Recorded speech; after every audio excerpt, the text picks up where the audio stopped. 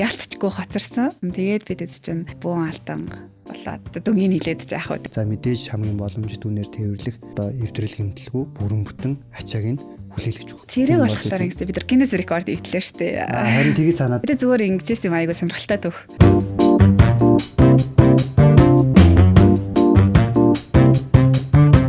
За өдрийн мэнд сайн явжирсан уу? Өдрийн мэнд. За урилга хүлээн авч за Logistics Unpacked гэдэг нэртэй манай хамгийн анхны подкастын зочноор оролцох болсонд бас баярлалаа. Дахиж талархлаа илэрхийлье. За ойрдоо завгүй байна уу? Сонь сайхан юу байна? За энэ юм хамгийн түрүүний ихний номерт оролцуулж байгаад баярлалаа. Өөрөнөөр гайхсан. Сандра залхаал бүжээний юм байна оролцох гэхлээр нь за юунд окей гэж хэлчихвээ гэж мдээгүй заа гэж хэлсэн. Тий. Ер нь бол ажил бол амар байна. Тий. За ажил гэснээс зочноо танилцуулахаас мартсан байна. Уучлаарай. За манай өнөөдрийн хамгийн ихний зочноор Next Group-ийн за категорийн удирдлагын албаны дараа тий. Бүжжав оролцож байна. За категорийн удирдлагын алба гэхээр надад анх сонсоод аягүй сонирхолтой санагдчихсэн л да. Өөрийнхөө бас яг энэ одоо эрхэлж байгаа ажлын талаар нэг жоохон дэлгэрэнгүй найстай танилцуулаач. Манай компани чинь Next Group компани. Тэгээ дотроо 10 гаруй охин компанитай байдаг. Тэрэн дотроо ер нь үндсэн бизнес нь цалхаан бараа, тавилга гэдэг ер нь маш олон одоо индустри бизнес рүү орж ажиллаж байгаа. Тэрнийхэн цалхаан барааных нь одоо удирдлагыг хангадаг алба гэж хэлэхэд болно. Тэгээ дотроо нэг маш олон юм категориуд байдаг учраас бидэд категорийн удирдлага зөв байгаа юм тийм. Би бас нэг жоохон өчтөр шин бодож хондлоо. Яг категорийн удирдлага гэхээр яг юу удирдах гэдэг нь зурагтай удирдлага ч гэдэг юм уу. За ойрдоо сар шин болох ч бууцаа хийгээд амжицсан уу? Өнөөдөр соёлоо логистикийн талаар тий за мөн Next Group-ийн талаар нэлээ одоо ярилцъя гэж бас урьсан байгаа. Тэгээ цаг гаргаж чад бас дахиад баярлалаа. За ерөнхий өнөөдрийн байдлаар одоо Next Group маань хичнээн ажилтнтай ажиллаж байна. За нэг группийн талаар нэг товч танилцуулаач тий. Энэ жил манайх чинь нэг 500 гаруй ажилтнтай байна. Тэгээ 10 гаруй хүн компанитай ажиллаж байна. Өнгөрсөн жил бас маш олон зүйлийг хийсэ бодоодсэн чинь зүгээр суугаагүй лээ. Тэгээ манайх ч одоо 22 салбар дэлгүүртэй. Тэгээд өнгөрсөн жил бидэд чинь 4 шин салбар нээсэн. Хотод 1, орон нутагт 3 гээд ер нь орон нутгийн салбарууд руугаа бас нэлээд анхаарч ажиллаж байгаа. Бүх Монгол улсын бүх одоо булан бүрт параметралаа нийлүүлэх гээд хэрэглэгчтэйгээ илүү ойртох гээд ажилласан. Гэрийн гадаа гэдэг үг. Тийм гэрийн гадаа гэдэг үг ажилласан. Тийм тэгээд эх хондоо бас нэмээд 5 салбар дэлгүүр гэсэн төлөвлөгөөтэй ажиллаж байгаагаас ер нь бол амжилттай нэгээд явж байна. Хожим голомт салбарыг маань мэдэж байна шүү дээ. Тэрийг шинжилээд нээсэн. Тийм. Тэгэл ер нь л ажил ал зүгээр л авалцж байна. Мэдээж манай Next Group маань ингээд айгуугаа өргөжөөд дараагийн салбарууд сая ярьж штэ. Тэн дээр бас дотроо би айгуугаа баярлууштай сууж ин л та тий. Манай харилцагч хамтарч ажиллаж байгаа. Бас өнөөдрийн подкастын одоо хамгийн анхны дугаарт орж ирж байгаас учир бий. Тэгээ за ямар учир байгаад байгаа юм гэхээр манай Logistics Group маань одоо 2005 онд үүсгэн байгуулагдсан. За миний санаж байгаагаар бол манай Next Group маань 2003 онд тий анх гэр ахуйн одоо тавилга тавилгын үүсгэн байгуулагдсан. За тэгээд өнөөдрийн байдлаар Logistics Group нэг 500 гаруй харилцагчтай байдаг. За тэгээд энэ харилцагч дотроос яг энэ 20 жилийн хугацаанд тасралтгүй одоо нэг жилч тий зогсолтгүй хамтарч ажиллаж байгаа манай бас маш зөвхөн харилцагчдын нэг маань яалтчгүй манай Next Group багтах. За тэгэхээр салбарууд өргөжөөд ингээд цаашаа явна гэдэг маань арталт нь мэдээж тээврийн хэрэгцээ шаардлага үүсэж байгаа тий. За манай Next-ийн одоо сүүлийн үед гаргаж байгаа онцлог бүтээгдэхүүн гэх юм уу те. За хэрэглэгчтэй харилцагчтай барьж байгаа бэлэг юу байна? Ер нь манай Next маань яг одоо 24 онд те яаж ажиллав? Тийм талаар 24 онд бидэд эрэг үйлчлэлтэнд үжийлнэ гэсэн урайтай шинэ урайтай ажилласан. Ер нь тэгээд яг энэ урайныхаа одоо нэг гол утга учирыг ер нь гаргаж ажилласан гэж бодож байгаа. Маш олон сюрпризуудыг хүмүүстэй барьсан, хэрэглэгчтэй барьсан, өөрсдөө ч гэсэндээ барьсан. Юу вэ гэхэлэр хаваа биш байгалаа хамгаалъя гэсэн кампань явсан нөгөө e-waste гэдэг кампань та бүхэн сонссон байж магадгүй тийм. Ер нь бол нөгөө нэг бидний судалгаа хийгээд үзсэн байхгүй. Тэгсэн чинь хүн ер нь айл хүрхэд ч юм уу тэ нэг жилдээ 7 кг юм илүү л захилгаан барааны хог гард юм байна л да. Жилдээ юу? Тий. За. Тэгээд тэрийг ер нь л хаашаа хийх үү? Тэгээ одоо ялангуяа сүүлийн үед чинь ялангуяа залуучууд бидний үед чинь те байгаль орчиндөө ээлтэй гэсэн бодолтой явдаг болсон байгаа шүү дээ те. Тэгээ энэ асуудлыг ер нь бол яаж шийдэх вэ гэдэг энэ одоо шийдэл олж өгсөн шилж болно. Тэгээд 2 удаа ийм том кампань явуулсан e-waste кампань хаа биш байлаа юм лээ. Тэгээд ойролцоогоор бараг 10 тонн 10 контейнер ударчлаа. 10 контейнер ийм хог хаягдлыг цуглуулсан байгаа захилгаан барааны. Тэгээд эдрийгээ ингээд recycle хийгээ дахин боловсруулах одоо нэг дараачийн үе шат руу явуулж байгаа гэсэн. Тэгээ ийм кампань бараг анхудаа хийж байгаа Монгол бараг анхудаа хийгдэж байгаа зүйл. Тэгээд хэрэглэгчид байна ч гэсэндээ маш эерэг хандлагатай байсан. Дахиж хийгээч гээд байсан. Тийм учраас ийм гой зүйл хийсэн нийгэмд ээлтэй. Миний бас нэг буруу санааг бол богд уулан дээр. Тий. Нэг үйл ажиллагаа явуулсан шүү дээ. Тэр чи юу байлаа? Яа надчаасаа ярахчлаа. Тэрний маань яг нөгөө том тэ арга хэмжээнд. Тэрийг болохоор ингэсэн бид нар Guinness рекорд ивтлээ шүү дээ. Харин тгий санаад байна. Тэр нэр орж ирэхгүй. Тийм. Тэгээд бид зүгээр ингэжсэн юм айгу сонирхолтой төх. Бид ч нөгөө нэг сар болгоныхаа одоо урамшууллыг төлөвлөөд ажилдаг. За тэгэл за наадмаар юу хөө, цагаан сараар юу хөө, хорим нараар юу хөө гэж сууж байгаа байхгүй.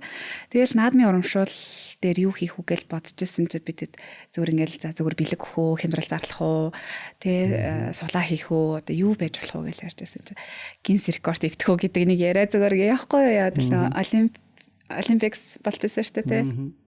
Тэгээд Парисын олимп. Тэгээд бидэд бас Монголоос оролцож байгаа тамирчтай бас яаж урамшуулах уу, дэмжих үү, мотивашн өгөх үү гэд. Тэгээд наадам угаасаа таарад. За тэгээд Guinness рекорд ивтээ гэдэг дээрээ толваа. Тэгээ бид чи ихлээл бүр ч та байж боломгүй юм зүйл гэдэг яаж хийд юм бэ гэсэн чи за яатын хийгээд үзье why not гэд. Тэгээд хийсэн. Тэгээд уулан дээр одоо юм дэлгэсэн хамгийн том төрийн далбаа гэсэн юм одоо нөгөө юу байт юм л да award байт юм л да гинсэс. Тэгээд тэрийг ивдэгээд тэгээ хаа нэгтгэв гэсэн чинь богд толсон дээр ивдэгээд. Тэгээд хамгийн том далбаа 1160 квадраттай тийм том далбааг манай ажилчид ер нь баг бүгдээрээ тэрийг чинь өөрөөд уул руу гараад гоё дурсамжтай. Айгуу том дурсамжтай. Тэгээд тэр өдөр чинь бас бороо орцоо. Өстой юутай байгаа штэ. Голгаатай альбаргаатай байгаа штэ. Тэгэл бүх ирчүүд мэн дэше уул руу гараад.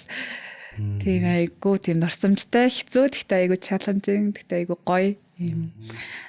Next-ийнхаа нэрийг биш ер нь Монгол Улсынхаа нэрийг гаргасан ийм ажиллагаа явуулсан баа. Бас ийм гоё одоо харилцагчтай хамтарч ажиллаж байгаа 20 жилийн одоо хугацаанд те тасралтгүй ажиллаж байгаад бас бахархах сэтгэл төрөө сууж байна. За мэдээж өнгөрсөн одоо түүх гэдэг юм уу 20 жилийн хугацаанд бол бидний хувьд бол маш амжилттай явж ирсэн. За цаашдаа ч гэсэн хамтын ажиллагаа маань илүү өргөн хүрээнд явна гэж бодож байгаа. Тэгээ энэ хугацаанд бас бидэд маш олон одоо саад бэрхшээлүүдтэй тулгарлаа шүү дээ. Тэгээ энэ дээр одоо магадгүй өнгөрсөн COVID-19 ч байт юм уу. За янз бүрийн л биднээс одоо үйл шалтгаалсан дэлхийн нийтийн одоо глобалны асуудлууд байгаад. Энэ дээр юу н манай next group-ийн хувьд бол яг ажил дээр нь гэдэг юм уу те хэр одоо тийм хүндрэл бэрхшээлүүд гарав яаж хамтдаа даванд болов энэ тал дээр. За хүндрэл бэрхшээл гэж ярихаас өмнө ер нь ололттой амжилт нь арай илүү олно байгаа юм. Тэгээд манай next group-ийн бүх бараг тээврийг логистик маань хийдэг. Бараг 90 гаруй хувьтай хийж байгаа. Тийм тэгээд ер нь ямар ч асуудал гарсан бай за ийм ачаа байна шүү. Яралт авах хэрэгтэй, ийм болж шүү. Яралт авах хэрэгтэй гэдэг болгон дээр дорн хариу өгвөл дорн дээрийн зохион байгуулалт маш олон кейсүүд дээр аварч исэн, тусалж исэн. За тэгээд амжилт олтын нь яг нэг хүндрэл бэрхшээл бол тулгарч исэн ялцчгүй ковидын үе бол байсан. Гэхдээ энэ бол хоёр компанийн зүгээс одоо нэг гарсан асуудал биш. Мэдээж хэрэг одоо дэлхийн нийтээр болж байгаа тохиолдож байгаа юм зүйлээс болж исэн. Тэгээд Цэнжиний бомб дээр манай контейнерч баг зарим нь 3 сар, зарим нь 6 сар гацаад барамтрал нэрэхгүй дэлгүүр маань хоос бортлолтой хийх хэрэгтэй байдаг гэдэг нэг тиймэрхүү кейсэд бол гарч ирсэн. Тэгээд хамгийн одоо нөгөө нэг санаанд одоо үлдсэн нь гэх юм уу бидэд хамтарч ажиллаад тэгээд тендерээр 30 гаруй контейнер барамтрал буюу одоо нөгөө шилэн хөргөөр нийлүүлэх хэрэгтэй байсан хөлтөөгч.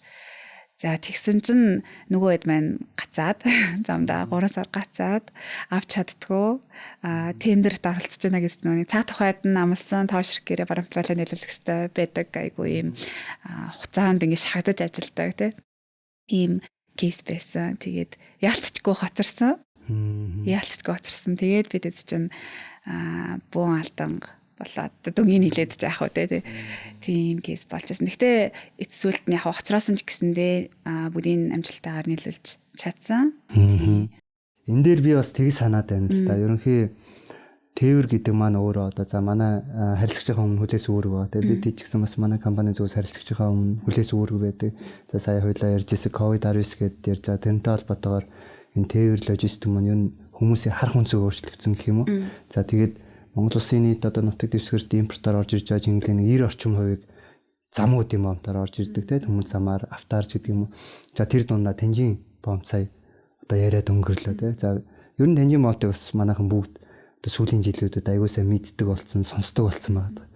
Тэгээд манай Монгол Logistics Group-ийн зүгээс манай бас Next манай аягуулсаа дэмжиж хамтарч оролцож байсан санагдаж байна. Юу байсан бэ гэхээр 22 23 онд бид хэдийн үед нөгөө Logistics Forum гээд Монгол улсад анхудаа бас манай группийн зүгээс холбоотойгоо хамтраад ингээд хийжсэн. За тэгээ бүх харилцагчтай ураад за мэдээж нөгөө нэг одоо төрийн байгууллагуудтай холбогдох байгууллагуудаа ураад ингээд хилцүүлэг өрнүүлжсэн. За яг саяны кейс дээр саналаа л да ер нь яг юу ярих хэвтэй гэхээр зүгээр ер нь Монгол улсын хувьд бол дид бүтц маань өөрөө одоо сайжруулах хэвтэй хөгжих хэвтэй. Тэгээ бид нар 23 он зохион байгуулсан подкаст гэж 23 он зохион байгуулсан форум дээр яг энэ асуудлыг хөндөж ирсэн. Монгол улсын хэмжээнд одоо нийтдээ жилд импортлогж орж ирж байгаа чингэлгүүдийн маань юм capacity бид хүчин чадал хэмжээ гэж байж байгаа. За энэ хэмжээнд таарсан нөгөө дэд бүтц төмөр зам байдаг юм уу? За одоо авто зам байдаг юм уу? За мэдээж одоо гайлын хяналтын талбайнууд байгаа бидний хамгийн их өдөр тутмдаа одоо хамтарч ажиллаж байгаа талбайнууд байна шүү дээ. Тэр маань одоо бидний нөгөө нэг хэрэгцээ гүйцэхгүй болоод ирсэн гэсэн үг тэгэхээр өөрөөр хэлбэл Танжин бомт дээр юу болоод байгаа юм гэхээр тэр чинь жилдээ 20 сая орчим одоо чингэлэг боловсруулдаг байнгын тийм ингээд эргэлж идэг дэлхийн топ 10 бомтын нэг шүү дээ. Гэтэл нөгөө талдаа манай ирээн өөрөө замууд маань өөрөө одоо дид бүтсэн хөгжөөгүй сул бага байгаа учраас энэ эрэлтэд дийлэхгүй байна. Тийм учраас одоо манай жил бүргсэж байгаа энэ импортын татаа авалтууд маань тэнд ингээд энэ асуудлаас болоод бас хүлээгдэж байгаа тал бий. Тэгэхээр бас сүүлийн үед анзаархад бас энэ тал дээр төл засгийн зүгээс гэх юм уу хараад ингээд чатраатай арга хэмжээ аавна гэдэг ажлууд бас явагдаж байгаа юм шиг байлаа. Тэгэхээр юу гэж хэлэх гээд байна гэхээр бид хэд хамтдаа энэ чаленжийг давсан бас аягүй сайн санаж байна. За тэгээд хамгийн гол нь бид нэр хэдийн хугацаа хоцроосон ч гэсэн бүрэн бүтэн хүлээлгэж өгсөн. За нөгөө талдаа бас манай 3 дахь харилцагч бай танай харилцагч бас тодорхой хэмжээнд ойлгосон байх гэж найдаж байгаа. Тэгэхээр манай ч гэсэн харилцагч байсан тухайд бид нар чинь хоорондоо ярилцаад ингээд шийдэл төрөх гээд явж ирсэн санагдаж байна. Тэгээд яг тэр нөгөө ковидаас хойш ер нь бол айгүй одоо нөгөө логистикт маань талархаж явдаг зүйл маань юу гэхээр яг тэмцээний бомт тэр ингээд контейнерууд гацаад байгаа шүү дээ. Тэнгүүд бид эдийн дийлэх юунууд бараанууд болохоор урдаас орж ирдэг. Тэгээ урдаас бидэд машинаар одоо зүүж байгаа. Тухайн үед машин бас олдохгүй байна. Хамсдалтай байна, үн өндөр байна гэдгийг жахаад ер нь бол бараг бүхэл бараануудыг маань амжилттай авч өгсөн. Тийм учраас баярлалаа, дахин баярлалаа гэж хэлээ. Тэгээ одоо бас бид хэд бүх бараануудаа урдаас явж байгаанууд нь ялангуяа тракаар авч байгаа. Тэгэхээр маш хурдан бараг за нэг 7-оос 10 хоногт бол барамтрал маань ороод ирчихэж байгаа. Тэгэхээр бидэд цаг хэмжээнд борлуулалтаа өсгөж чадчихээн. Тийм өртгөө буруулж чадчихээн гэд маш дэмжлэгтэй байгаа. Ер нь манай одоо Next Group-ийн маань одоо маш олон дөрвөн категориуд ярьлаа те. Ингээд ерөнхий хэрэглэгчийн одоо зан төлөвийн судалгаа гэж хийдэг баг. Ер нь зан төлөвийн судалгаан дээрээс үндэслээд харуул ямархуу төрлийн хүмүүс одоо те ихэвчлэн худалдаа авахчдэр манай харилцагч иргэд байдаг баг те. Мэдээж одоо байгууллагч гэдэг юм. Тэгэхээр манай Next Group-ийн гол одоо энэ борлуулалтыг эзэлж байгаа энэ хүмүүсийн зан төлөв юуг илүү чухалчилж үзэж байна те. Чанартай бараа бүтээгдэхүүн гэдэг юм уу? Эсвэл за яаралтай те. Одоо сая манай бүжигийн хэлдгээр яаралтай гэдэг үг бас хидэд гараад ирстэй байлаа ярьлаа. Тэгэхээр хугацаа чухал байна уу? Энэ дээр юу нь бас жоохон ямар стратеги барьж ажиллаж байна те. Та хэд маань энэ дээр. Мэдээж хэрэг чанар бол чухал. Чанарын ханаас үн чухал. Тэгээд бидэд чинь одоо за дөрөвдөг жилдээ ISO стандартыг нийлүүлсэн. Ер нь л энэ нүуний цахилгаан параметрал зардаг, тавилга зардаг ийм компаниудаас хамгийн анх ISO стандартыг нэвтрүүлж ажиллаж байгаа компаниудын нэг. Бидэд ISO 9001 буюу яг нүуний чанарыг хангаж ажилладаг стандарт, 45001, 14001 гэсэн стандартуудыг амжилттай нэвтрүүлж ажиллаж байгаад энэ саяхан одоо нэг сард бараг дөрөвдүгээр удаагийн аудитээ амжилттай давж гарсан байгаа, бас маш их ажил болдог. Тэгээд угаасаа ийм стандарт хэрэгжүүлж байгаа үүднээс нэгт, хоёрдугаарт бидэд өөрсдөө бас ийм шаардлагууд тавьдаг л да. Параметрал маань заавалчгүй чанартай байх ёстой. Заавалчгүй байгаль орчинд ээлтэй параметралууд байх ёстой. Тэгэхээр ийм параметралын одоо нийт мэдэд байгаа борлуулалтанд эзэлж байгаа хувийн ер нь бол маш өндөр тавихыг хичээдэг. Тэгээд тэр лугаа зорж ажилладаг. Нийтдээ нэг 45-аас дээшээ.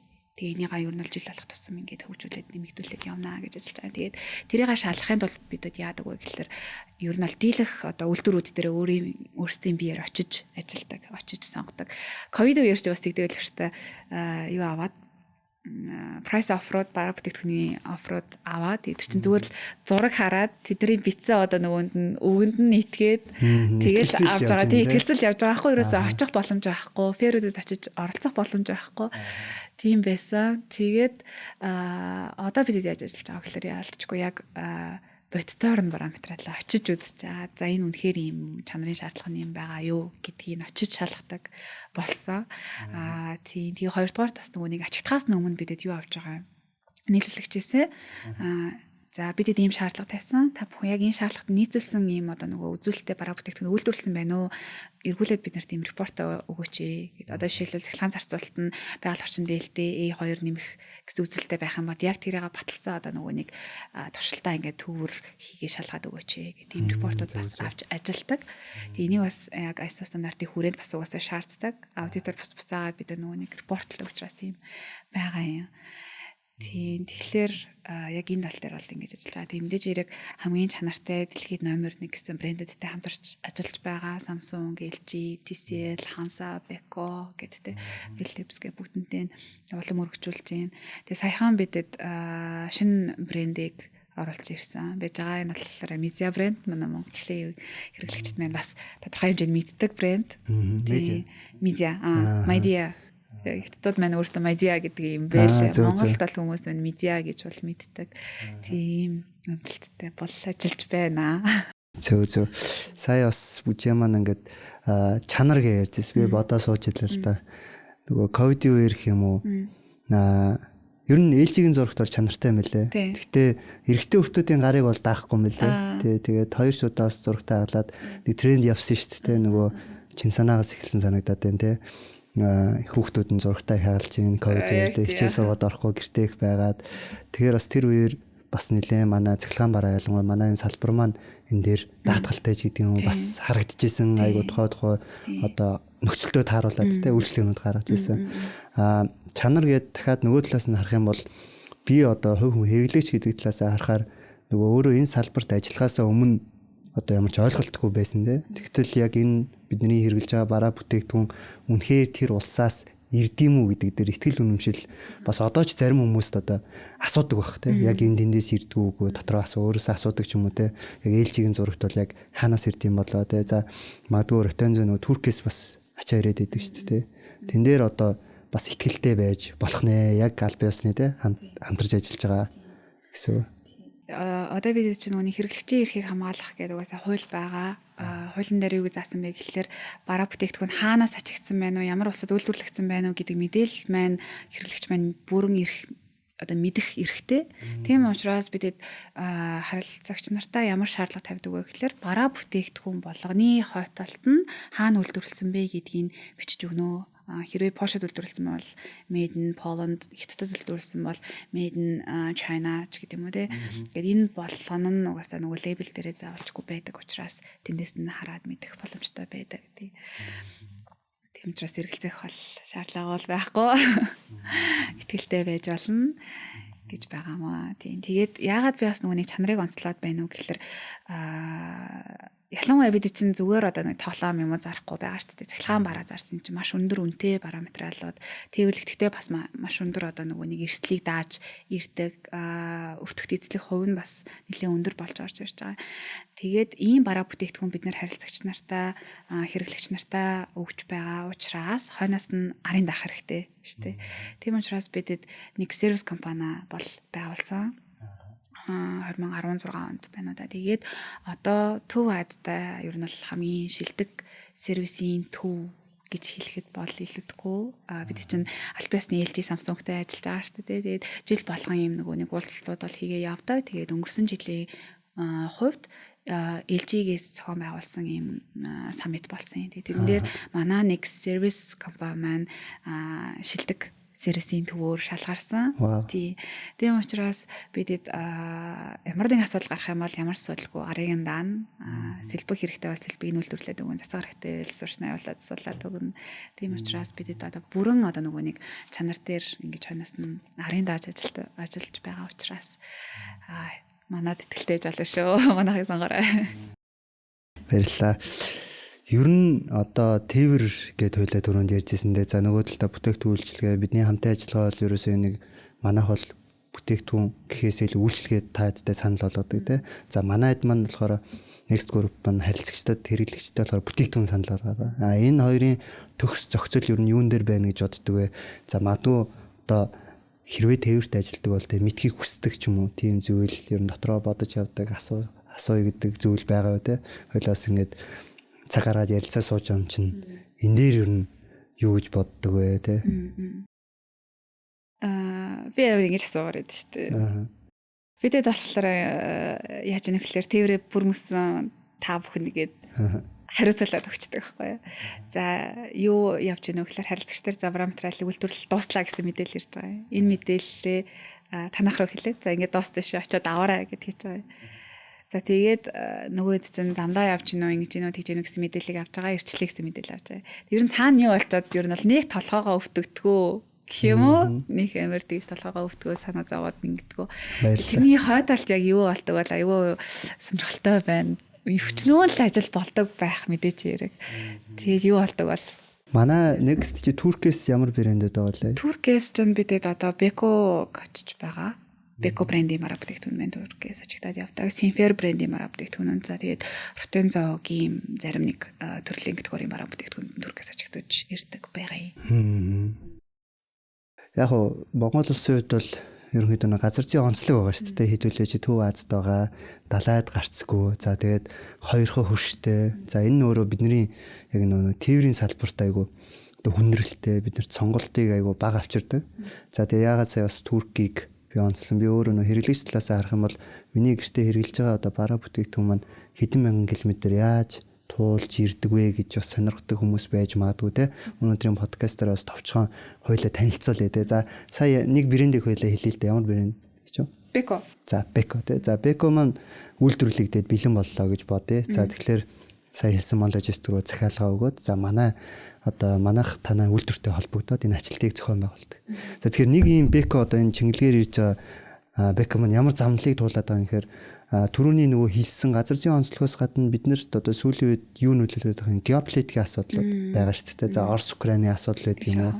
Ковидын дараа гарсан одоо хүндрэлүүд гэх юм бол за тэрний дараагийн сүүлд одоо сонссон те нөө мэдж байгаа байж магадгүй мэдгүй ч байж магадгүй сүүцийн суугийн асуудал байгаа шүү дээ. Газрын дунд тэнгис болон энтийн далайг холбож байгаа нөгөө улаан тэнгис дээр байдаг. За тэнд юу болсон гэхээр нөө Сирийн урталч юу гэдэг Израиль те Израилийн Палестины асуудал. За мөн нөгөө сүүцийн сууг дээр чи үе бараа зүүн Африкийн нөгөө Сомалийн зэвсэг дээрэмчд гэдэг хүүхд багтаа сонсч байсан баг те. Тэр хэд маань сүүцийн суугийг ингээд эзэлсэн те контролд хяналтандаа авцсан байгаад байдаг. Тэгэхээр уг нь бол энэ сүүцийн суугаар одоо жилдээ маш олон мянган ачааны хөлөг онгоцууд явж идэг. За тэгээ энэ өөрөө нөгөө эдийн засгийн хувьд бол одоо бидний өртгийг бууруулахад маш том одоо те нөлөөтэй. Өөрөөр хэлбэл тээврийн зайг одоо үлэм хэмжээгээр бууруулж байгаа байхгүй. Гэтэл хэдүүлээ саяны одоо Туркээс авч байгаа Beko-гийнхаа бараг одоо яаж аваад байгаа юм гэхээр хаа байсан нөгөө Атлантын талаар явуулаад ингээд өмнөд Африкаар ингээд тойруулаад ирж байгаа байхгүй. Тэгэхээр магадгүй одоо хэдүүлээ Next шинэ next-ийн нэг дэлгүүр ороод те за шин сэр гэдэг юм одоо би цахилгаан бараг сайн мэдэхгүй те шин загварыг 25 оны шин загварыг ороод авъя гэхээр тодорхой хүлээгдчихэж болон за энэ өөрөө шууд утгаараа нөгөө тээвэртэй холбоотой байдаг. Яагаад тэгэхээр за Турк чинь урдуур тойроод нэг 15,000 км гэж бодъё л та. Тэгээ 15 км зайг далай дээр те за тэгээд хятад ирээд төмөр замд ачигдаа. За төмөр замаас ингээд улаан замууд, ирээн замууд ороод дахиад Монголынхоо Улаанбаатар төмөр замынхаа вагон дээр ачигдаад ингээд Улаанбаатарт ирж байгаа. За мэдээж энд ирээд сая манай бүжээ ярьж энэ нэг автор сервис. Ер нь үйлчлэгээ гэдэг чинь өөр автор сервис их чухал. За манай хувьд ямар байдгийг гэхээр автор сервис маань өөрөө Улаанбаатар ирсний дараа эхэлдэг. Тэгээ ер нь альва гайлын хяналтын талбайд эхэлдэг шүү дээ. Маш чухал хэдүүлээ ингээд хамтраад тээврээ маш амжилттай сайн зохион байгуулждаг. Гэтэл энд нөө биднээс үйлчлэлт хаасан бас одоо төмөр зам маань тэгээ вагон хангалт байхгүй ч байдаг юм ингээд ачаал ихтэй байж талбайраа орж чаддгүй тохиолдлууд бас ингээд сүүлийн ковидос шүүл за нэг ачаалттай үед гараад байгаа тий. Тэгэхээр энэ сервис дээр бас манайх нэлээд анхаарч ажилладаг. Яг нөгөө өөрөө чи хэлтгэхээр бүтээгдэхүүн үйлчлэгийг авчаад тэрний дараа одоо үйлчлэгээ болж таарад байгаа шүү дээ. Тэгжээж бас яг эцсийн манай next-тэй агуулга дээр очих хэвээр. За мэдээж агуулгаас цаашаа одоо сая ярьсан сүүлийн 5 салбар тий нэгж байгаа. Нийт одоо next-ийн бүх өнцөг одоо Монгол Улсын өнцөг болон бүрт байгаа салбарууд руу хүрэгдэж байгаа. Тэгэхээр одоо бас нэг үе бодвол бид нар чинь тэгж хараад байгаа. Айгу дэлхийдээ хөл нийлүүлж алхаж байна тий. Дэлхий дээр ямар шин загварын зүйл гарна тэрийг нь бид нар тодорхой хугацааны дараа ингээд хөдөө суманд ч байд юм уу тий орон нутагт яг ижлэгэн хэрэглэх тэр боломж олцоогоод хамтдаа бүтээж байгаа бас айгу баяртай байна. Тэгээд ямар ч next-ийнхээ өмнө жилийн те сая олд амжилтыг бас ингээд ярьсан танилцуулсан бас баярлалаа. За өөр манай бүжигээр сонио бай. Би саяхан яг нөгөө нэг саяны сүүлийн өгүүлбэрт энэ холбоод хэлээд нөгөө нэг чанар гэдээ ярьж байгаа шүү дээ. Үйлчлэгээний чанар гэж бас байдаг. Тэгэхээр хүндээ хамдарч ажиллаж байгаа юм бидний бас нэг айгүй одоо нүуний давуу талтай бид нар тустай байдаг зүйл нь юу гэхээр мэдээж хэрэг тээвэр хийж байгаа юм чинь параметрал маань гэмтэж ирдэг тохиолдлууд байдаг тийм үү. Нэг бол одоо үйлдвэрлэгч маань буруу зөрөө атсан ч юм уу те эсвэл замдаа үнэхээр одоо нөгөө нэг дархны заваас алаа бас нэг хэсэг бас те хэдэн жилийн өмнө төлөө бас юмнуудыг үзлээ шүү дээ. Тэр бол нөгөө жолооч нар чинь бүр тэгсэн шүү дээ те Монгол руу ирж байгаа одоо Европын жолооч нар чинь юу энэ зам биш байна гэж хэлжсэн те. Саяны жишээ хавтлаа одоо Беког ярьж шүү дээ тэр чинь бас нэг зарим параметралаа яг тэр ковидын үеэр билүү дээ ийм олон сар хүлээж авч үнэхээр чадахгүй байна. Трактия гэд бас Туркээс машинаар авч исэн тохиолдлууд байгаа. Тэрээд маань нөгөө дархны зам дээр очиод их зовлон үзсэн юм шиг байлээ хөргөөж аваас. Тэгээ бараа бүтээгдэхүүнийг хүлээгээд авсан чи яасан мэхлээ дотроо нэм нөгөө нэг эвдрэл гэмтэлтэй параметрал буусан тохиолдлууд тодорхой хэмжээ. Тийм тодорхой хэмжээнд бол буусан тохиолдол байсныг 2 3 ширхэл байгаа юм л. Тэгээд ийм тохиолдол гарсан тохиолдолд танах нэг даатгалтай. Тийм даатгалтай учраас бид нар ер нь санаа зовоод авах зүйл байхгүй. Окей за ийм кейс гарсан байна. Ингээд ягаад өгөөч даатгалын кейс юм чинь бүртгээд ингээд шийдээд өгөөч гэхлээр маш хурдан бид нар санхүүгийн ямар ч юм одоо нөгөө дарамтгүйгээр асуудал үүсгүйгээр ингээд шийдээд өгдөг. Баярлаа. Бидэд бас яг энэ даатгалыг ер нь бол сая хэллээ те мэдээж давуу тал нөгөө талдаа эрсдэл хаанч байдаг учраас даатгал гэдэг зүйлийг ер нь сүүлийн үед л бидэд ойлгож ирнэ л да ялан ковидоос хойш те за яг ямар тохиолдлуудад дийлэнхтэй гараад байгаа саяны хэлсэн дархны зам те бидний одоо 1000 сая атсан байгаад тэр зам маань ямар байсан бэлээ бид нар чи жоохон ой санамж багтаа болчиход байгаа шүү дээ те одоо гой замтай болчоо мартчихад байгаа болохоос биш яг тухайн үед бол бараг л дийлэн ачаа бараа тодорхой хэмжээнд гэмтэж ирж исэн. Тэгэхээр харилцагч талдаа за манай логистик талдаа ингээд аль талдаа эрсдлээ тодорхой хэмжээнд үүрэгтэй хаах гэдэг үүднээсээ за нөгөө талдаа энэ бас нөгөө үйлчлэгээ байгаад байгаа шүү дээ. Бас ямар жишээ сая ярихаар чинь нөгөө санагдчихээн л да ковид гэдэг дахиад ковид руугаа орчих те. Ковидын үед чинь нөгөө хятадууд төмөр зам нь одоо манай агентуудыг оруулдггүй те ажилтыг хийлэгдэггүй өөрсдөө төмөр замын ажилтнаа ажилт хийдэг байсан. За мэдээж тэр үед бас нэг тодорхой хэмжээний даатгалын үйл тохиолдлууд үүсчихсэн. Тэр нь нөгөө төмөр замын ажилтны ямар нэгэн одоо туршлага багтаа учраас шилжүүлж очихдаа яг зааврын дагуу ачихгүй тохиолдлууд бас гарч ирсэн. Энэ өөрөө цахилгаан бараан дээр гэдэг ч юм уу те ингээд нөгөө арай эмзэг ачаанууд дээр бас тохиолдох тийм жишээнүүд бас байгаа. Энэ бүхний бидэд ямар ч хэсэн шийдээд за тэгээ эндээс бас нэлийн туршлага аваад сайжруулад явж байгаа гэж ойлгож байна. Тэгэхээр хоёлаа түрүү нэлийн бас олон зүйлийг ярьлаа. Тэгээд ер нь ингээд нөгөө энэ подкастыг сонсож байгаа хүмүүс байх юм бол тэ бодож л байгаа. Тэ ингээд гэртээ хэрглэж байгаа та бүхний одоо өдөр тутамд амьдрал хэрглэж байгаа цахилгаан бараанууд за угаалгын машинаас ихсүүлээд 100 хүн шарах 100 хүн тэ за одоо өөр юу гэдэг зурагт бас бус зүйлсүүд байгаа шүү дээ. Эдгээр маань бүгд за яг та тийхээ гэрт бол айгуугаа ингээд хүрээд ирчдэг тэ. Гэтэ тэрийг одоо тэр хэмжээнд ирэх гэж юуг туулдаг вэ гэдэг дээр бас айгуу чухал байгаа да. Тэ зөвхөн одоо хурд яаралтай ч юм өөр манай та тийм маань зүгээс хардаг зүйл те хүсдэг зүйл юу гэдэг вэ? Ер нь чанар да. Буцаалын нэрэн дээр л харах чинь. Тэгээд ялангуяа нүуний цахилгаан барааны одоо энэ бизнес индастри ч өөр айгүй эргэц юм багтаа. Тэгээ маш одоо нөгөө өрсөлдөөнтэй байдаг ийм зах зээл. Тэгээ энэ зах зээл дээр яаж айл болох одоо нөгөө нэг амжилттай ажиллах уу гэдэг дээр тэгэл ялцчихгүй л би буцаал нөгөө нэг хуурт гэдэг зүйл рүү орох гэдэг.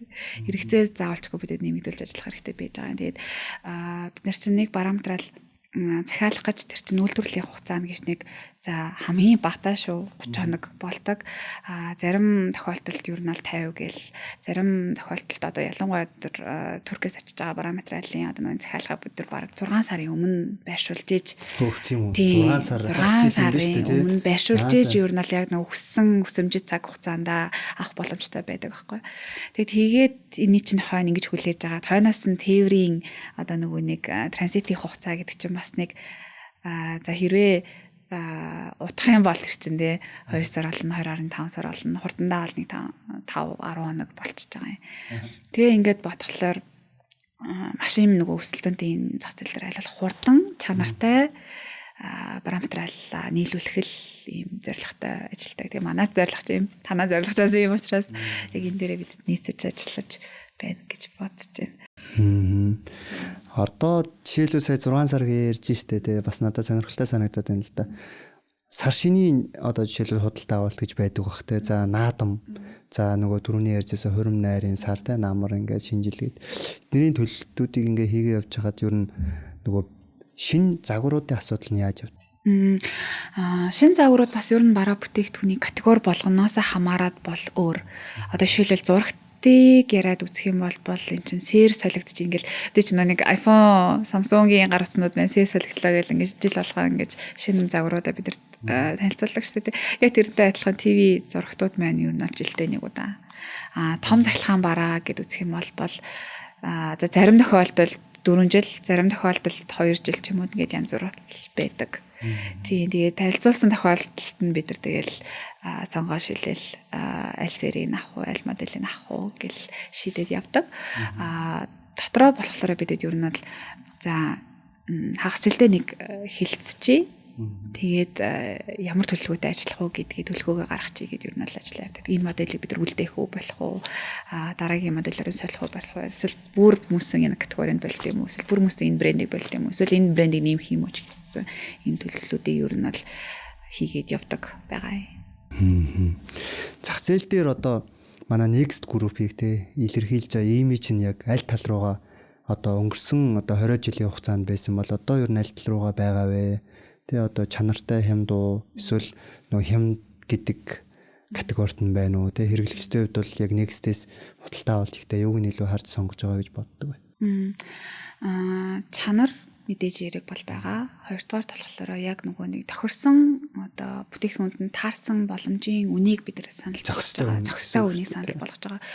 Нэмэлтээр одоо нөгөө нэг энэ бараа бүтээгдэхүүнийг авах одоо нөгөө нэг боломжуудыг нээж өгч байгаа юм уу аль болох дэлхийн брэндүүдийг бид нар оруулж ирж байна. Дээрээс нь зохистой үнийг нь гаргаад өгч байна. Гуравдугаарт одоо энэ бараа бүтээгдэхүүнийг ялангуяа сүүлийн үед нөгөө нэг зээлээр авах сонирхолтой болсон байж байгаа юм. Тэгэхээр зээлийн боломжуудыг нэгээд өгч байгаа юм бидэд Шотлон банк болон банк бусуудтай хамтран ажилладаг. За тэгээд өөрсдийн маань бидэд Moneybox гэсэн компани маань бас байж байгаа. Тэгэхээр зөвхөн Moneybox компаниар манайхаас цахилгаан бараа тавилга худалдаа аваад зээлээр авах боломжийг олохоос гадна бас өөр компаниуд ч гэсэндээ хамтраад ажилладаг учраас энэ асуудлыг шийдээд өгч байгаа юм. Тийм. Дээрээс нь бид нөгөө түрүү хэлсэн шүү дээ. ТV-н дээр даатгалтай бидэд өнгөрсөн жилүүдэд бэлгэн дөгөөд явж байсан. За одоо болохоор энэ бүтээгдэхүүнийг бид нар зарж байгаа. Манай агуулга компани маань өөртөө зарж байгаа. Тэгэхээр мэдээж хэрэг одоо нөгөө цахилгаан бараа гэдэг зүйл чинь өөрөө ашиглахад бас тодорхой хэмжээний одоо нөгөө нэг юу хэрэгтэй байдаг учраас энэ асуудлыг нь ханаас нь шийдэх гэж. Ирэх хүүхдүүд чинь тэгээд зурагтж хагалчвал ямар ч асуудалгүй буцаад хандаад нөгөө даатгалтай учраас ингээд шийдэх. Солиул даатгалтай хэрж солиулна гэж ойлгож болох уу? Одоо хэрвээ нөгөө хугацаа гэж байгаа хэ тий. Нөгөө баталгаад хугацаа да. Даатгалын хугацаанд. Тэгэхээр нэг зүйлийг сая бодож ин л доо. За мэдээж одоо юу гэдэг зөкстэй үнээр гэдэг тий. За ер нь манай бараа бүтээгдэхүүний одоо үнд тий тээврийн манай үйлчлэгээ үзүүлж байгаа одоо тий үйлчлэгээний энэ өртөг маань өөрөө хэр нөлөөлдөг вэ тий би өнөөдөр худалдаа өгч байлаа гэхэд лангуун дээрээс Next-ийн за нэг салбар дээр очиод тий Next-ийн салбар дээр очиод зурагт ч юм уу хөргөж худалдаж авъя гэж тэрний ойролцоогоор хэдэн үе нь ер нь тээврийн зардал эзэлдэг. Асар өндөр. Яагаад нөгөө хэмтгүүд гойдог гэж бодож байна. Дунджаар нэг 20-оос 30%. Мэдээж яриг нөгөө нэг бараа бүтээгдэхүүн чинь өөр өөр ингэсэн хэмжээтэй байж байгаа. Тэндээс нь хамаатуулаад өөр өөр байдаг.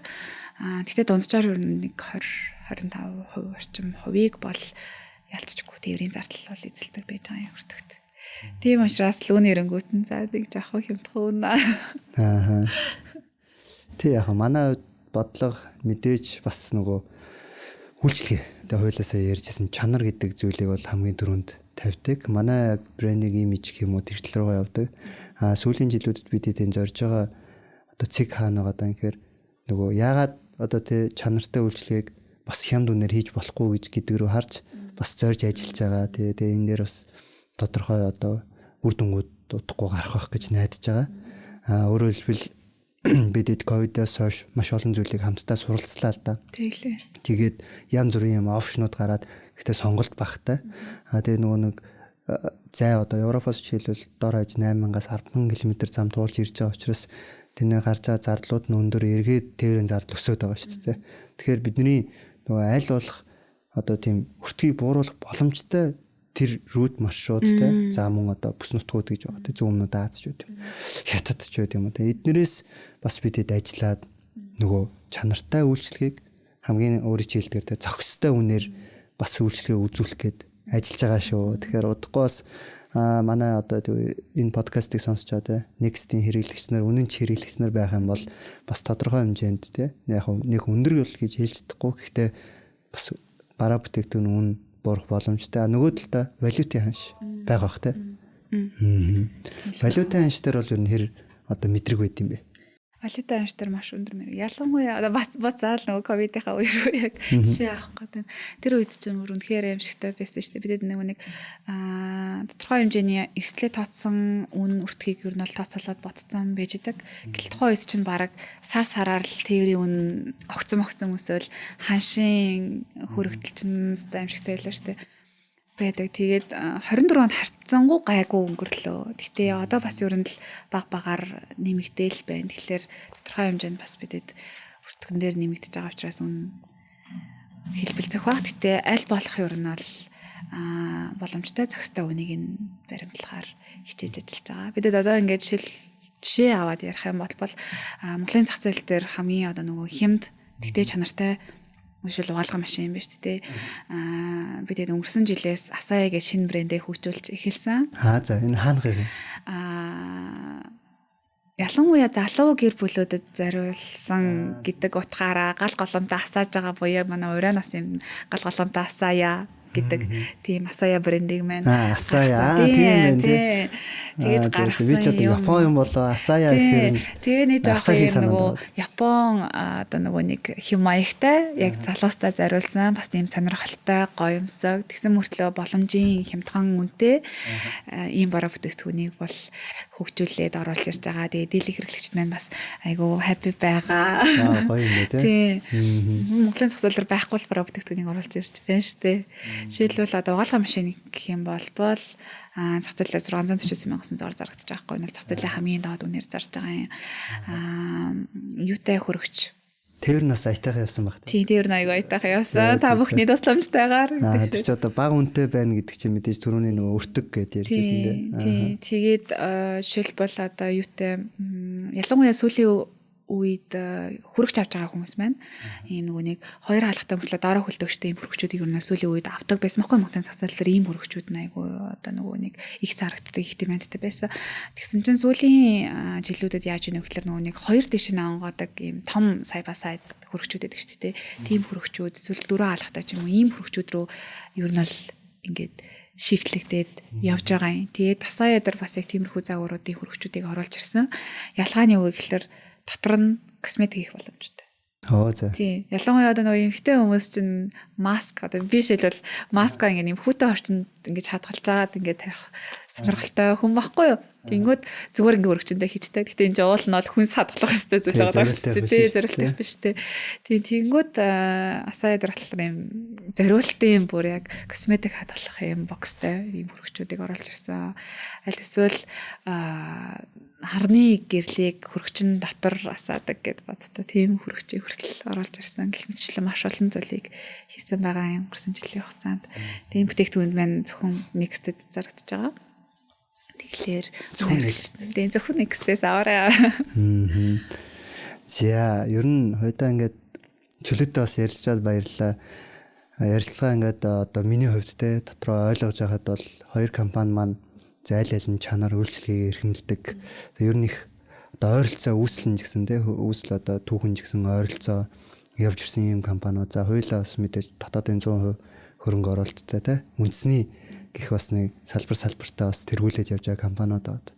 Ер нь манай Next Group-ийн цаашдын одоо чиг хандлага гэх юм уу алсын хараа хаашаа чиглэж юм. За сая бас бүжиг ярьснаар залуучууд руугаа бас ингэж чиглэсэн үлээж за байгаль орчинд ээлтэй те бүтээгдэхүүнтэй за дахин боловсруулж байгаа гэдэг ч юм уу ингээд бас Монгол төдийлөн нөгөө нэг нийтэд ийм хийгдэхгүй байгаа зүйлүүдээ мэдээж зарим компаниуд том компаниуд мань хийж байгаа. Гэтэ энийг бас ингээд санаачлаад хийж байгаа юм. Цаашдын бас одоо манай Next Group-ийн маань зорилго гэдэг юм уу юу вэ? Энэ дээр бас мэдээлэл өгөөч. Ер нь бол бид яг одоо баримталж байгаа бодлого тодорхой хэмжээний хугацаанд бол баримтлана гэж үзэж байгаа юм. Байгаль орчин дээлтэй бараа бүтээгдэхүүн оруулж ирдгээ бол оруулж ирнэ. Улам нэмэгдүүлнэ. Хувийн одоо эзэлж байгаа хувь нь бид рүү хэлсэн шүү дээ. Ойролцоогоор 45% та байх юм бол улам л дээшээ нэмэгдүүлэх. Бараг 100% эко бараа бүтээгдэхүүн оруулж ирдэг. Тал руу нь чиглэнэ. Үйлчлэгийг илүү сайжруулна. Тэгээд Монголынхаа бүх булан бүрт очиж бүх одоо аймагуудаа садбараа нэг зорилгоо тавиад ажиллаж байгаа. За тэгээд бас нэг сонирхолтой зүйл нь юу вэ гэхээр манай зөвхөн цахилгаан бараа нийлүүлдэггүй, зөвхөн цахилгаан бараа зардаггүй, тавилгын бараа бүтээгдэхүүнийг бас зардаг. Гэр ахуйн жижиг одоо цахилгаан бараа гэн бараа бүтээгдэхүүн бас оруулж ирж байгаа. За энэ өмнө нь байсан уу? Байгаагүй. Гэр ахуйн бараанууд бол байгаагүй. Тэгээд өнгөрсөн жилээс эхлээд ер нь багаар ингээд хөгжүүлж байна. Тэгэхээр туу муудахгүй гой бараа бүтээгдэхүүнтэй уулзах нэ. Захиалганууд, тээврийн захиалганууд бас нэмэгдүүлэх баха. Тий. Тэгээд юу гэж хийсэн бэ гэхээр бүх салбартаа зөвхөн захиалган бараа биш, бас тавилга байршуулъя гэд ажиллаж байгаа юм. Тэгээд саяхнаас бид чинь ер нь л арайшилбэл тавилга авлаа гэвэл хаашаа очих вэ? Одоо тэгэл Next руу л очиж штэ. Ер нь миний одоо ер нь Next-тэй айгу холбоотой. За хувь хүний хувьд бол яаж игээл яг Next-ийг хэрэглэж байгаа гэдэг байхгүй. Түрүү нөгөө хэлжсэн ковидээр 2 ч удаа зурагтаа хаглаад ээлжийн зурагттай л да. Тэгээд ээлжидээ үнэнчээ ядчихэдэлтэй эргэж жол ингээд авч ийсэн. За угаалгын машин ч гэдэг юм уу. Тэгэхээр тавилга дээр гэх юм бол хоёр сонголт гардаг. За нэг бол Next-ээс бас тодорхой бүтээгдэхүүнүүд авч ийсэн. Гэхдээ яг нөгөө хувь хүний хувьд ямар одоо юу худалдаа авалт хийдэг гэхээр илүү нөө 100 айл дээр очиод хэмжээгөө өгөөд төсүүлээд тэгээд өөрөө ингээд хийждэг байхгүй. Тий. Гэхдээ яг томоохон юу гэх юм бол санал болгох юм бол мэдээж бас манай Next орж байгаа. Тий. Мишель гэж хэлвэл гээд. Мишеллээс ер нь худалдаа авалт хийж байгаагүй. Хийж байгаагүй. Энэ манай дийлэх одоо нөгөө хүмүүс мань тавилга хаанаас авах вэ гэхээр энэ бол дийлэх нь Мишель руу явдаг байхгүй юу? Мишель экспорт явдаг байхгүй. Тэгээ бид дэвсэн мэдээж хэрэг Мишель манай салбар бол байдаг. Гэхдээ Мишель руу явахгүй бас бүгэн төгчрээ олно. Тэгээ хотын айл зүгээс очиж байгаас шалтгаална. Тэгэхээр тэр хэрэглэгчтэй ойртох гээд ер нь бүх цахилгаан барааныхаа салбартаа тавилга байршуулсан ажиллаж байгаа юм. Тийм. Тэгээ саяхан бид өнгөрсөн 7 хоног тэрний өмнөх 7 хоног дээр л манай 3-4 дөрөв хороолт байдаг. Пласа салбартаа тавилга нээсэн байж байгаа. Одоо жишээл манай Баян зүрх салбар дээр маань бас байгаа Гөвтүү гэдэг өнгөрсөн жилийн дундуур нээсэн Гөвтүү салбар маань бас тавилгатай гэхэлэр заавалчгүй одоо нөгөө хол явж тавилга сонгохгүйгээр бүх одоо гэрт хэрэгцээтэй байгаа бараа бүтээгдэхүүнээ нэг цэг доороос авах боломжийг олгохоор ингээд ажиллаж байгаа юм. Нэг цэгийн үйлчлэгээ тий яг зөв. Одоо энэ үйлчлэгээ байгаа юу? Байгаа. Одоо нөгөө бусад энэ салбарт нь гэх юм байгаа тий. Тэгээд ингээд ажиллаж байгаа. Тэгэхээр бүх гэр ахуйн одоо нөгөө бараа бүтээгдэхүүний нэг цэгээс нэг дороос аваад зээлээр аваад тэгээд даатгалаар аваад тэгээд автор селс цаа зоохгүйгээр ингээд аваарай гэсэн одоо юутай л ажиллаж байна да. Зорилготой л ажиллаж байна да. За ойлголоо. Одоо компанийнхаа тухай тий. За мэдээж хэрэгжүүлж байгаа ажлууд маш сайхан дэлгэрэнгүй одоо танилцуулсан бүжээдээ баярлалаа. За тэгээд би л яриад ах хэрэгтэй. За ер нь манайхаас юм байна, ийм сонтой ажиллаж байна. За Monlogistic Group-т сонин сайхан юу байна? Ямар одоо төлөвлөгөөтэй ажиллаж байна? Ямар зорилготой ажиллаж байна? За манай Monlogistic Group-ийн тухай тэгэхээр за энэ жил 20 жилийн тэгш ой маань тохиож байгаа. Бас баярлалаа. Одоо 20 жил гэдэг маань ер нь би тэгж бодд. 20 жил, 30 жилтэй хүний амьдралд бол ингээд ганц тохиох зүйл ч те компани хувьд гэсэн компаниг бас би хүн л гэж боддог те. Тэгээд энэ утгаараа одоо энэ түүхэн 20 жилийн байгаараа бид бас маш олон ажлууд төлөвлөж байгаа. За тэгээд 20 жилийн ой дээр бид 10 одоо охин компанитайгаар үйл ажиллагаагаа явуулж байгаа маань. За нөгөө талдаа салбартаа одоо хамгийн анхны нээлттэй компани болсон тий IPO хийсэн. За энэ өөрөө одоо бидний бас харилцагчдын маань та бүхний тий ялангуяа манай Next Group ингээ 20 жилийн турш хамт ирж байгаа энэ үн цэнийг бас илэрхийлж байгаа нэг хэлбэр гэж бодож байгаа. Би манай IPO айгу амжилттай болсны нэг баталгаа гэх юм бол Монголын нөгөө топ 20 индексгээ хөрөнгөний биржээс гаргадаг тий. За тэн дээр 20 индекст бол яг үнэлгээ компани засаглалын үнэлгээ гэрэж гэдэг юм уу топ 3-т явж илээ. Тэгэхээр бас бид энэ Монголын томоохон одоо апоч гэдэг юм уу те банкудтай ингээд өрсөлдөж явж байна. За нөгөө талдаа манай группийн тухайд бол ер нь зөвхөн яг энэ салбартаа л одоо үйл ажиллагаа эрхэлж манай Next-ийн тухайд ч гэсэн те одоо ингээд цахилгаан бараа анх үүсгэх тэр одоо салбартаа ингээд явж байгаа яг тэрнтэй ижилхэн яг энэ тээврийнхээ салбарт за транзит үйлчлэгээ үзүүлж байна те Хятадаас Орос руу Оросоос Хятад руу одоо дамжин өнгөрж байгаа тээврийн зах зээлийн 30 орчим манай хийж гэдэг юм. Тэгэхээр манай хувьд бол сүүлийн 2-3 жил маш их олон үйл ажиллагаа зохион байгуулсан. Төрөний хэлсэн форум байж гин. За нөгөө талдаа нээлттэй компани болцсон байж гин. За цаашдаа бид нар одоо гадаад дах салбар компаниудаа байгуулахаар ажиллаж гин. За тэгээд нөгөө түрүүнд хэлсэн өртөг бууруулна гэдэг маань бас үүнтэйч холбоотой. За тэгээд цагийн ирэхээр мэдээж олон нийтэд та бүхэндээ харилцагчтай хамгийн түрүүнд дуулгана. За өөрөөр хэлбэл одоо чанартай үйлчлэгээ хамгийн зохистой боломж түнээр одоо хүргэхийг зорж ажиллаж байна гэж ойлгож байна. За тэгээд бас нэг одоо сонирхолтой энэ подкастаараа дамжуулаад хэлэхэд яагаад нөгөө тээврийн компаниуд бас нэгдэж болдгоо гэдгийг бас манайхан анхудаа салбартаа харууллаа. Тэрний юу гэхээр өнгөрсөн онд 24 онд бид нэр одоо Teso Group-ийн Төв Азийн зам гэдэг компани байдаг. За Төв Азийн зам компанитайгаа манайх нэгдээд бас манай одоо аль биесээр охин компани гэдэг ингээ явж байгаа.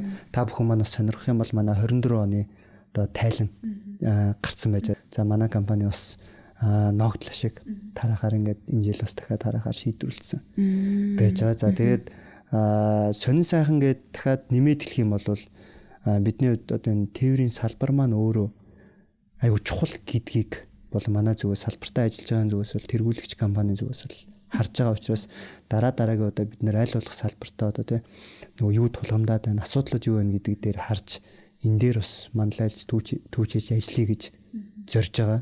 За тэгээ тийм ч утгаараа бас дараагийн алхмууд бас хийгдэн. Тэгээ манайхан бас хүлээж байгаарай. Зүйлээ да. Окей. Баярлалаа. Өнгөрсөн жилийн хувьд л ингээд амар олон зүйлүүдийг хийсэн мэт байна шүү дээ. Хамгийн одоо нөгөөний тулгарсан хамгийн том одоо нэг чаленжтай зүйл нь юу байсан бэ? За тээврийн компаниудад ер нь хамгийн их тулгардаг түгээмэл зүйл гэх юм уу? За ялангуяа одоо ингээд харилцагч ихтэй бидээтэй хувьд бол тэ ингээд 4-500 гаруй харилцагчтай ачааны эргэлт маань гэсэн жилээс жилд ингээд нэмэгдээ явж байгаа. Энэ дээр Монгол улсын хувьд одоо миний нэг бодож явдаг зүйл үү. Бидэд үйлдвэрлэгч орн биш. За импортлогчтэй нэг талтай орн байгаа да. За бид бүхний саяны хоёлааг ярьдаг нөгөө бараа бүтээгдэхүүн чинь бүгд дийлэнх нь нөгөө контейнер ирдэг те одоо энд байж чингэлгээр ирдэг. Чингэлэг маань өөрөө нэг тээврийн хэрэгслэхэд тооцогддог байхгүй. За тэгээд чингэлэг маань мэдээж үнгүү зүйл гэж байхгүй. Бидний одоо энэ хэрэгжилж байгаа бараа бүтээгдэхүүн өртөг тээвэр орж тээвэр дотор нөгөө чингэлгийг худалдаж авч тээвэр хийн гэдэг нь өөрөө маш өндөр зардалтай байдаг. За тэгэхээр одоо та хэд маань ингээ харах юм бол байж байгаа л одоо төмөр замаар баахан чингэлэг цуваа яваал байдаг шүү дээ. Тэрэн дотор ачаа бараа одоо нөгөө чингэлэг маань хин нэгэн хүний эзэмшлэг байдаг. За тэгээд эзэнтэй гэсэн үг. Тэр нь одоо далайн тээврийн компаниуд дийлэнхтэй байдаг.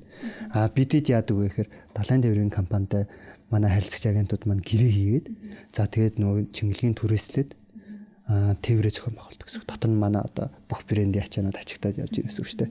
Тэгэхээр нөгөө энэхүү чингэлгийг бид нар бүрэн бүтэн Монгол улстай авчираад тээвэрлж авчираад бараа бүтээгдэхүүн аваад эргээд нөгөө хоосон чингэлгийг чинь бүрэн бүтэн буцаах үүрэг хүлээдэг. За тэгээд түрүүний нөгөө асуултанд яг хариулахад бол челленж нь юу байгаа даа гэхээр тээврийн зардал дээр бас нэг тодорхой хэмжээнд орж ирж байгаа зүйлийн чингэлэг түрээсийн зардал болоод идэв. За энэ нь ялангуяа 20 оноос хойш ер нь жил бүр одоо тээврийн компаниудад манайхад одоо ижил төрлийн үйл ажиллагаа явуулж байгаа компаниудад бол их бах хэмжээгээр гарч байгаа. Учир нь юу вэ гэхээр Тэнжин момт дээр за нэг оргил үедээ 8-9 мянган чингэлэг ингээд тэнд хүлээгддэг. Одоо Монгол улс руу Ирээн рүү гаргаад за энэ хооронд нөгөө чингэлгийн түрээс нь зарим нь бол одоо нөгөө нөхцлөөсөө хамаарат Тэнжин дээр ирснээс хойш түрээс нь буюу тоол урангүйгээд эхэлждэг. Зарим нь одоо Монгол улсын хилээр орж ирснээс хойш тоол урангүйгээ эхэлждэг. Тэгэхээр энэ нь одоо манай next-ийн зүгээс ч юм уу те эсвэл манай зүгээс ч юм уу одоо бас шалтгаалж байгаа зүйл биш. Илүү нөгөө түрүүний ярьсан дид бүтц бидний өөрсдийн сайжруулах ёстой зүйлс те энэ дээр явж байгаа. Нөгөө талдаа бидэд цаашдаа ч гэсэн ингээд энэ түрээсийн чингэлгийг бид нар ашиглаж тээвэр хийн. Тэгэхээр энэ дээр бас маш харалтай арга хэмжээнүүдийг авах хэрэгтэй байгаад байгаа. Тэгээд чингэлэг түрээс гэдэг маань энэ зардал гэдэг маань бидний одоо хуулиагийн яриад байгаа те бараа бүтээгдэхүүний нөгөө өртөгт одоо шууд би 10 мянган төгрөгөөр худалдаж авдаг гэсэн юм маань 11 мянга болох бас тодорхой хэмжээний нэлээд нөлөө үзүүлж байгаа.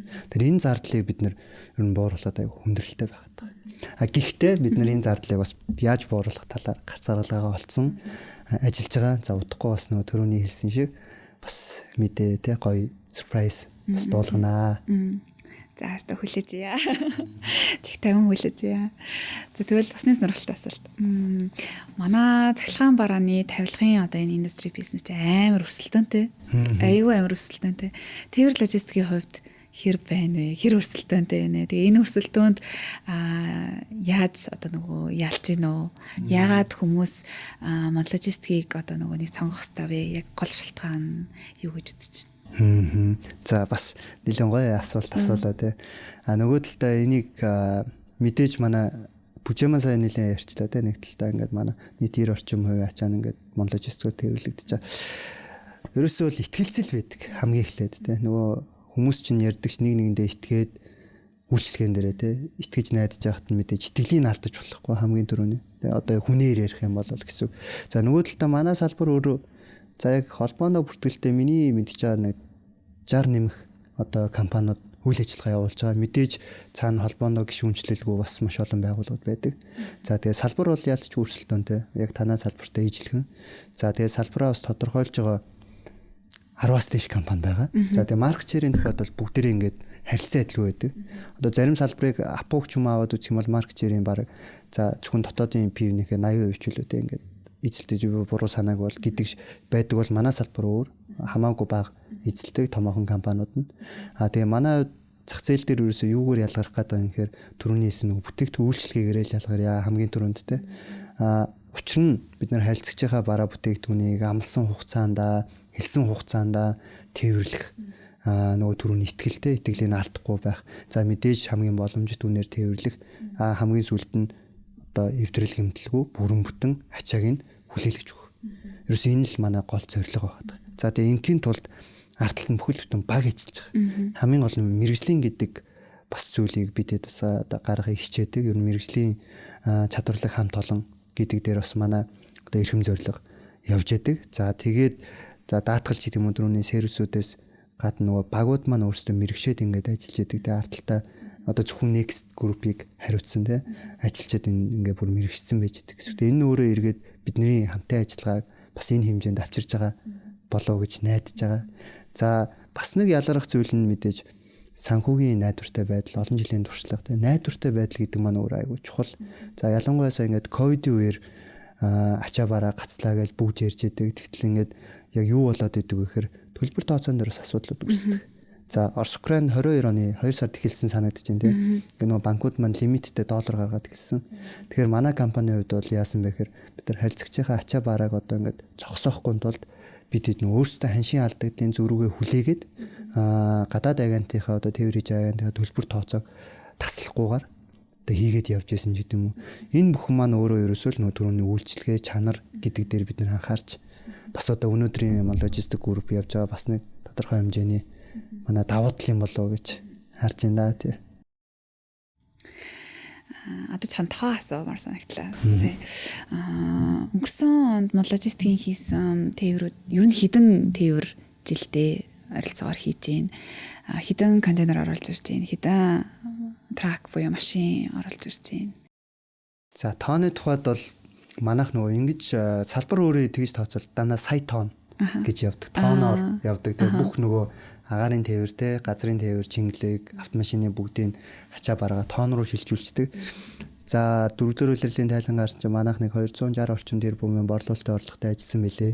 За тэгээд нэг 20 орчим хувийн өсөлтөө нөө би бас буруу санаагүй бол өсөлт хийсэн. Мэдээж дийлэнх одоо ачаа тээвэр маань чингэлгээр болон чингэлэг автаар тээвэрлэгдэж ирсэн байсан. Бид нар чинь 24 онд одоо гайлын шилдэг зуучлагч байгуулгаар шалгарсан. Манай транзит компани маань болохоор 24 онд Улаанбаатар төмөр замын бас шилдэг нөгөө хамтрагч байгуулгаар шалгарч ирсэн. За манай Logistic Worldwide-ийн тухайд гэх юм бол 22 онд одоо Улаанбаатар төмөр замын хамгийн их нөгөө импортын чингэлэг тээвэр хийсэн компани шалгарч ирсэн. Тэгэхээр тэр бас нөгөө тоонууд нь яг төмөр зам дээр гараад байгаа. Бидний хувьд бол нөгөө чингэлгээ шууд тоон руу шилжүүлээд байна гэсэн. Гэхдээ мэдээж манай түрүүний хэлсэн салбар бол өрсөлдөөнтэй. Ийм хуваагдсан жигтгэн байдаг. Тийм учраас бид нөгөө маркет ширээ тоогоос харахаас илүүтэйгээр илүү бүтээгдэхүүн үйлчлэгээ чанар за тэгээд давуу байдалтай түрүүний зүйлс дээрээ бас фокуслож ажилладаг гэсэн үг. Тэгээд аяндаа уус үйлчлэгээ сайн байх юм бол мэдээж нэмэгдээд явна. Тэглэх. За тэгвэл ирэх онуудад одоо 2025 онд ч гэдэг юм уу ирэх онуудад ер нь тээвэр зохион байгуулахдаа хүмүүс маань юуг анхаарах хэрэгтэй байгаа бол зөвлөгөө өгөөч гэж хэлээ. Юун дээр анхаарлаа хандуулах уу? Ямар одоо нөгөө нэг эрсдлүүд байдаг. Тэрийг тооцоолж одоо юуг нь бодолцох уу тий. Яг тээвэр дээр бол нэг хид хидний хүчин зүйл байгаад түрүүний хуулиар ярьсан геополитик тий. За сая магадгүй Америк ерөнхийлөгчийн сонгуулиар Трамп гарсан да. Трамп маань одоо хэд хэдэн хүчин зүйл дээр за магадгүй одоо ханштай хамгийн түрүүнд доллар байж. Доллар гэдэг маань бид нар гадаад валютаар тээврийг хийдэг. Тэгэхээр доллар өсөх юм бол бидний тээврийн өртөг нэмэгдэх нэ тий. Манай нэгсдийн бараа бүтээгдэхүүн нэмэгдэх нэ гэсэн үгтэй өртөг нэмэгдэнэ. За нөгөө талдаа одоо Трамп ч Путинтэй хэлцээр хийгээд ингээд хаана үедээ хэлцээр хийгээд тэгж штэ. Тэгэхээр энэ шийдвэрүүд маань ерөөсөө л биднэрт шууд бидний тээврийн нөгөө нэг салбар дээр маань шууд утгаараа нөлөө үзүүлээд ирж байна. За бидний харж байгаа мэдээж тээврийн зардал юун дээр өсдөг вэ гэхээр олон улсад газрын цусны үн тэгээд түвшний үн ямар байна тэр одоо хамаатай агаарын тээвэр байна. За далайн тээвэр бүгд түлшээр явж идэг те. За тэр талдаа нөгөө талдаа саяны геополитикийн томоохон шийдвэрүүд за хятад Америкийн бас энэ худалдааны дайн байт юм уу энэ шийдвэрүүд бас бидэрт нөлөөлж байна. За хамгийн гол нь нөгөө ачаалал буюу нөгөө танжины нөхцөл байдалтай за эндээс ихсүүлээд эрэлт нийлүүлэлттэй хуулиараа юу гэдэг за машин дээр жишээ аваад үзэх юм бол ер нь өснө гэдэг хүлээлттэй бид нар байж байгаа. Тэгэхээр бас харилцагчтай хэлэхэд ер нь тээврийн зардал 25 онд бол та бүхэн маань саяны ханшийн зөрүүнээс ч гэдэг ханшаас болоод ч гэдэг юм ингээд тээвэр өснөө гэдэг хүлээлттэй бас тооцоололтой байвал гимгүй. За тэгээд манай хувьд ер нь энэ мэрэгжлийн гэдэг зүйлийг бас айгүй харж явж байгаа. Ийм хувьд бол харилцагчтай хамгийн түрүүнд мэдээллийг бодит мэдээллийг өгөхийг зорддог. За энэ нь өөрөө манай харилцагч нар ажиллаа зөв төлөвлөх, алсын арга зөв тодорхойлох те. За бодсошгүй эрсдэл гарах юм бол тэрийг нь хэрхэн даван туулах гэдэг тэр одоо маневрууд хийцэн төлөвлөсөн. За тэгээд манай хоёр компанийн тухайд ярих юм бол ингээд ковидын үеэс хойш хамтдаа суралцаад бас энэ асуудлуудаа шийдээд явж байгаа гэж харж байгаа тийм. Тэгээд бас нөгөө талаасаа хэлэх юм бол ер нь тээврийн компанийг сонгохдоо тэгээ юуг нь харах хэрэгтэй гэж сая түрүүнд асууж ирсэн тийм. Ерөөсөө хамгийн түрүүнд нөгөө пак хамт олон ямар байна гэдгийг харах хэрэгтэй компанийн засаглал нь ямар байна тий. Найдвартай юу үгүй юу. Сая ковидын үеэр зүгээр анзаарч чад хятадд хүн тэнцэн дээр аваад үзэх юм бол маш олон жижиг компаниуд хаагдаад амбурсан байж байгаа жишээ нь. Тэгэхээр нөгөө энэ найдвартай байдал санхүү талдаач тэр засаглал талдаач тэр ингээд компани өөрөө найдвартай ихтгэлтэй байх юм бол одоо энэ үн цэнтэй ачаа бараа бол ингээд түрүүний манай бүжигийн илгээртэй ингээ өгөөд мартчихдаг даатгах шиг.